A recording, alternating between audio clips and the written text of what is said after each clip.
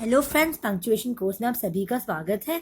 आज हम पढ़ने वाले हैं एपोस्ट्रोफी का दूसरा पार्ट जो है कॉन्ट्रैक्शंस।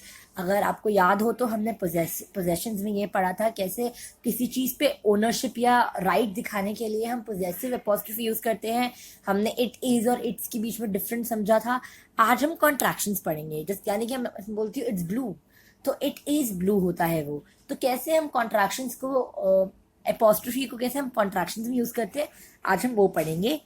हम आगे बढ़ते हैं, पर उससे पहले मेरा नाम अमृता देवराजन है। मैं इंग्लिश लिटरेचर की स्टूडेंट हूँ। मुझे लैंग्वेज और लिटरेचर का बहुत ज़्यादा शौक है। आप मुझे अनअकैडमी पे इस लिंक पे फॉलो कर सकते हो। और प्लीज़ इस लेसन को देखने के बाद रेट, रिव्यू, रेकमेंड, शेयर और कमेंट करना मत भूलिएगा। अपना फीडबैक मुझे दीजिएगा और इसको काफ़ी हद तक शेयर करना अगर आपको लगता है कि ये नॉलेज प्रोवाइड कर रहा है उतना जितना ज़रूरी है।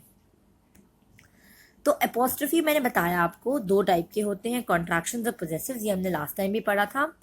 तो कॉन्ट्रैक्शंस जैसे this plan doesn't make any sense, तो ये जो डजंट है वो क्या है, वो है डज नॉट। तो जो डज नॉट है वही डजंट है, पर हम उसको ऐसे लिखते हैं तो हम उसे कॉन्ट्रैक्ट करते हैं, उसे छोटा करते हैं, तभी इसका नाम कॉन्ट्रैक्शन है। यहाँ पे अगर आप देखेंगे तो एन और टी के बीच में एपोस्ट्रोफी है, तो ये एपोस्ट्रोफी जो है हमें कॉन्ट्रैक्ट करने में मदद करता है। तो मैंने आपको बताया कि डज नॉट यहाँ पे डजंट है, और आपको देखना पड़ेगा कहाँ पे एपोस्ट्रोफी प्लेस हुआ है। ये बहुत इंपॉर्टेंट है क्योंकि काफ़ी बार समझ नहीं पाते लोग कि कहाँ पे लगाना है। काफ़ी बार डज के बाद लगा देते हैं वो ताकि उसे डज नॉट पड़े, पर ऐसा नहीं होता है। आपको ये देखना पड़ेगा, यहाँ पे एन तक लगेगा, फिर एपोस्ट्रोफी टी। आपको सारे वर्ड्स मैं बता दूंगी कहाँ पे कैसे यूज़ करते हैं, वो आगे बढ़ के देखेंगे। और पोजेशन आपको एक क्विक रिव्यू देती हूँ। दिस इज जॉनथन्स बाइक, यानी कि ये जो बाइक है वो जॉनथन का है। तो ये हमने लास्ट टाइम पोजेशंस में पढ़ा था। आगे बढ़ते हैं। Use to show contractions, two words merge and shorten into one, यानी कि दो वर्ड्स को जब हम मर्ज करते हैं, जैसे इट्स यानी कि इट इज, दो वर्ड्स को हमने मर्ज किया और शॉर्टन यानी कि कम छोटा कर दिया, तो यहाँ पे कॉन्ट्रैक्शंस काम आता है। Example, it's a very uncomfortable circumstance, यानी कि it is.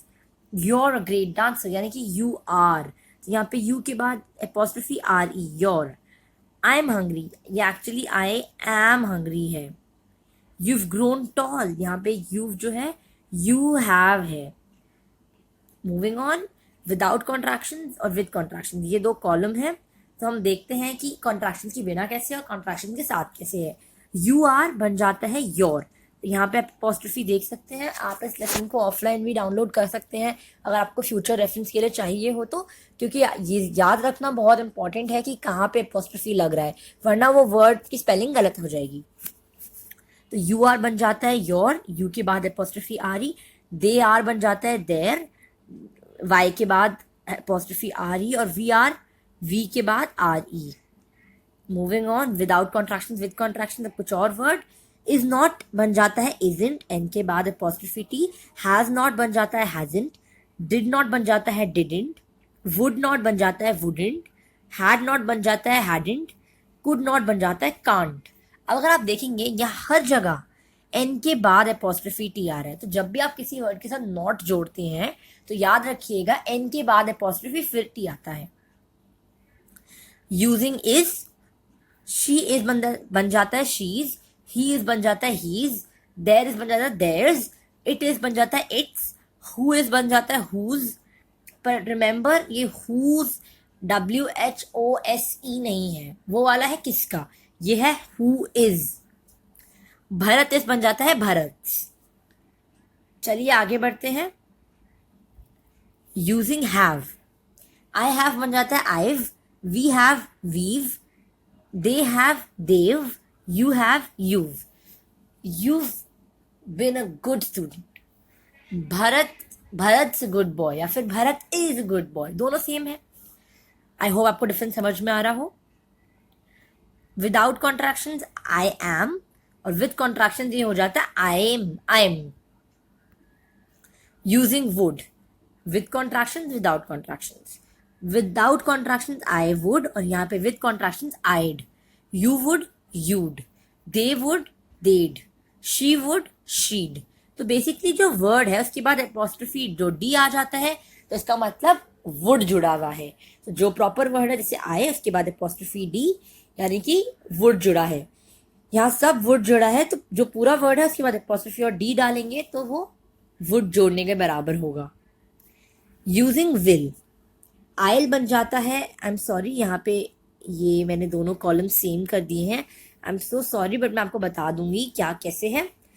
Without contractions I will, with contractions I'll, we will we'll, you will you'll, she will she'll, he will he'll, they will देल।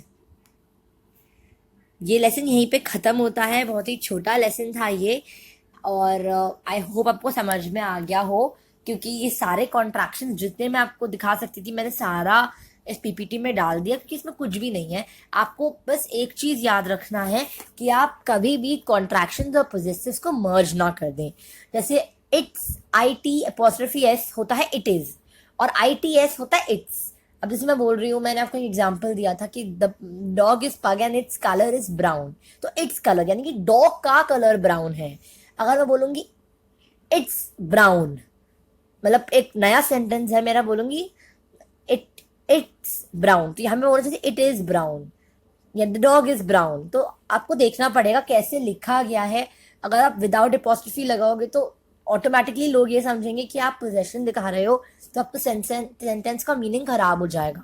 एपोस्ट्रोफी लगाना बहुत important है, ये बहुत basic lesson था। अगर आप एडवांस लेवल चाहते हैं तो आप बताइएगा, मैं आपको उसमें भी हेल्प कर सकती हूँ। मैंने वर्कशीट्स भी अपलोड करूँगी जल्दी, तो आप वर्कशीट्स आप देख सकते हैं, उनको प्रैक्टिस कीजिए। अगर आपको डिफरेंस दिख रहा है तो बहुत अच्छा होगा वो। Thank you. अब हम रैपिड क्विज पे आते हैं। Test yourself.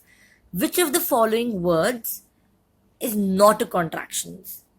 Which of the following, इनमें से कौन से वर्ड ऐसे हैं जो कॉन्ट्रैक्शन नहीं है? अब मैं पढ़ती हूँ सेंटेंस, इसके बाद आप वीडियो पॉज कीजिएगा, सोचिएगा, फिर पॉज हटाना, आंसर आपके सामने होगा। You can recognize Green's music by its abrupt tempo changes. I'll accompany you. I've got you chocolates. अब मैं आंसर बताना चाहती हूँ। जो आंसर है वो है फर्स्ट ऑप्शन इट्स। यहाँ पे ये पोजेशन दिखा रहा है कि जो रीन का म्यूजिक है उसको हम टेम्पो चेंजेस से आइडेंटिफाई कर सकते हैं, बाय इट्स टेम्पो चेंजेस, उसका टेम्पो चेंज से। तो यहाँ पे इट्स का मतलब उसका है, और यहाँ पे it is, sorry, I will का मतलब आई विल, मैं करूँगा। सो आई होप आपको क्लियर हो गया हो। अगर नहीं हुआ तो मुझे प्लीज़ बताइएगा। एक वर्कशीट आएगी एपोस्ट्रोफी की, वो सॉल्व कीजिएगा और बताइए कितना आपको हेल्प किया वो। Thank you guys, have a nice day.